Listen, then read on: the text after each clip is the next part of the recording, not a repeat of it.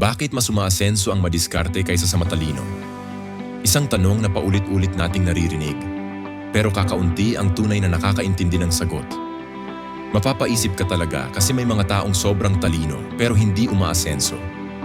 At meron namang hindi ganoon katalino, pero biglang nagiging matagumpay, yumayaman, at umaangat sa buhay. Bakit ganon? Ano ba ang meron sila? At mas nakakagulat, baka meron ka ring ganitong skills, pero hindi mo lang nagagamit. Kaya manatili hanggang dulo, dahil sa huling parte ng video malalaman mo ang secret combination na kapag nagawa mo, iba ang magiging takbo ng buhay mo. Alam mo ba na kadalasan, ang mga matatalino, hindi sila kulang sa utak, kulang sila sa galaw. At ang mga madidiskarte, hindi sila nagkulang sa talino. Hindi lang sila nagpalamon sa takot. Tingnan mo ang paligid mo. Siguro may kakilala ka na sobrang talino, pero hanggang ngayon, hindi pa rin nagsisimula ng negosyo, hindi umaangat sa career, o hindi umaalis sa comfort zone. Bakit? Dahil minsan, ang talino, nagiging kaaway mo rin. Maraming matalino ang nahuhulog sa tatlong common traps. Trap 1. Overthinking. Lahat kailangang perfect. Lahat pinag-iisipan sobra. Lahat may baka. Baka malugi, baka magkamali, baka hindi mag-work. Ang ending? Walang nasisimulan. Trap 2. Too much planning.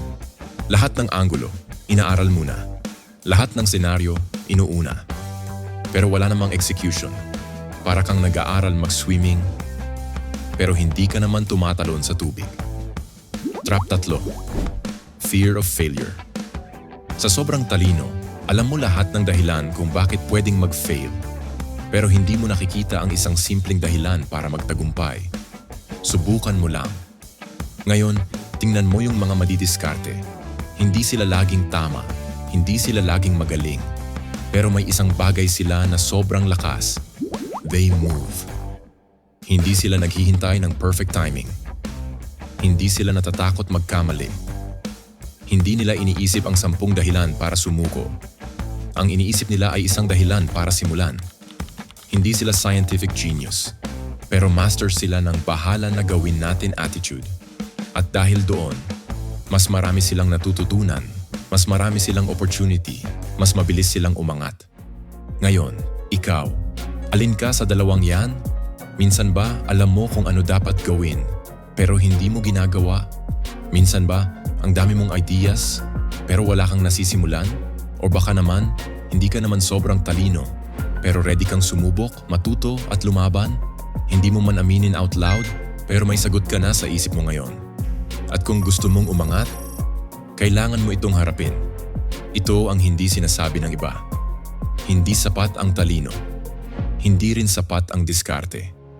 Pero kapag pinagsama mo ang dalawang yan, ibang level ang success mo. Isipin mo to. Kung matalino ka, may strategy ka. Kung madiskarte ka, may execution ka. Pero kung pareho ka, may utak ka at may tapang.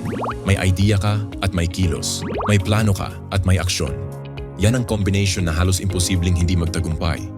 Kaya kung gusto mong umangat sa buhay, balikan natin ang tanong.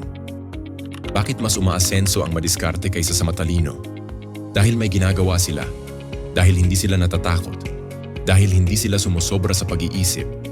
Pero ang pinakamagandang part, hindi mo kailangang pumili kung magiging matalino ka o madiskarte. Pwede kang maging pareho. At kapag nangyari yon, iba ang direksyon ng buhay mo. Kung nagustuhan mo ang video, huwag kalimutang i-like, mag-subscribe at i-share sa iba. At tandaan, kapag pinagsama mo ang talino at diskarte, mas unstoppable ka sa totoong buhay.